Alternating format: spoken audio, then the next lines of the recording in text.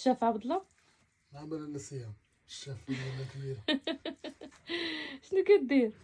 انا كنصاوب لكم الطاوه ان شاء الله. بغيتو الطاوه ديال الكفته. اييه. ها هي الطاوه ان شاء الله من يد الشاف عبد الله. شنو درتي فيها؟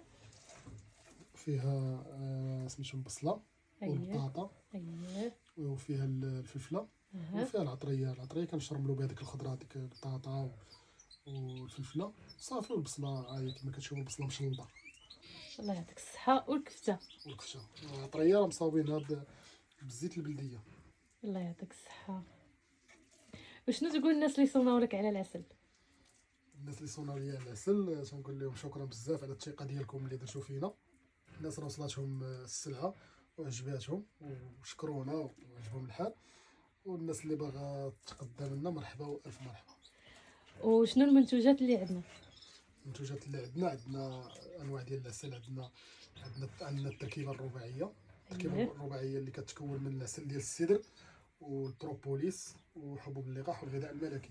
وعندنا العسل ديال الدغموس، عندنا العسل ديال الزعتر، عندنا العسل الفرنان، الكاليبتوس، الخروب، الزعتر والليمون. الزعتر قلتو صافي ماشي مشكل.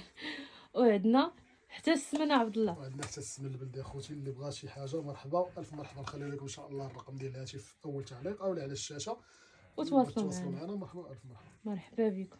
اي والله يعطيك الصحه على هاد الطاوه هادي. وفي الاخير غدير لنا الحامض والثومه والمطيشه فوقها. اي والله يعطيك الصحه. امين.